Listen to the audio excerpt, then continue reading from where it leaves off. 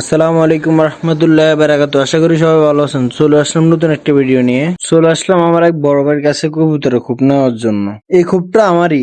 আমি যখন কবুতর পালার রাগ করে ছেড়ে দিয়েছিলাম তখন এই খোপটা আমি ভাইকে দিয়ে দিয়েছিলাম।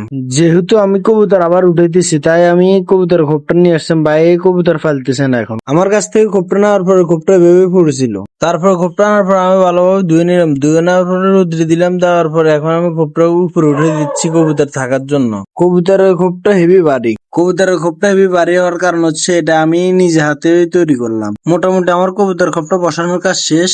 এখন আমি দেখতেছি আমার কবুতরের বাচ্চাগুলোর কি অবস্থা। মোটামুটি দেখতেছি আলহামদুলিল্লাহ খুবই সুস্থ আছে, এমন মেলা বড় হয়ে গেছে। এখন আমার হাতে যে কবুতরটা দেখতেছেন এটা হচ্ছে একটা গ্রিজেল হুমা। এটা হচ্ছে একটা নর কবুতর। এটার জন্য আমরা একটা মাদি খুঁজতে যাবো আজকে বাজারে। এখন আমরা চলে যাবো বাজারের উদ্দেশ্যে।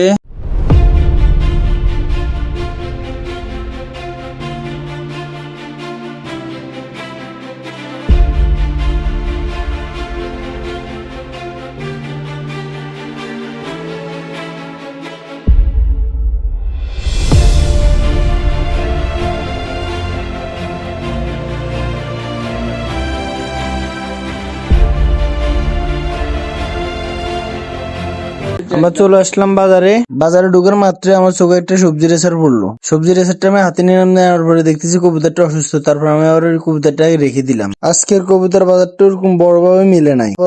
তারপর আমি চলে আসলাম বাহার মিয়ার খাসাই। উনি আমাদের বাজারে মেলা পুরাতন একজন ব্যাপারী। আসার পরে দেখতেছি ওনার কাছে একজন মাক্সিমার বাচ্চা আছে। বাচ্চাগুলোর বয়স যত সম্ভব 4 মাস, 4.5 মাস হবে। বাচ্চাগুলো দেখে আমার খুবই পছন্দ হয়ে গেল। দোনোটা বাচ্চা আমি ভালোভাবে দেখতেছি। দেখার পরে মোটামুটি কবুতর গুলো চয়েসফুলে। তারপর আমি কবুতর গুলোর দাম জিজ্ঞেস করলাম। উনি দাম চাচ্ছে 1800 টাকা। আমি কবুতর গুলোর দাম বলেছি 800 টাকা। উনি বলছে দামে কবুতর পাবো না।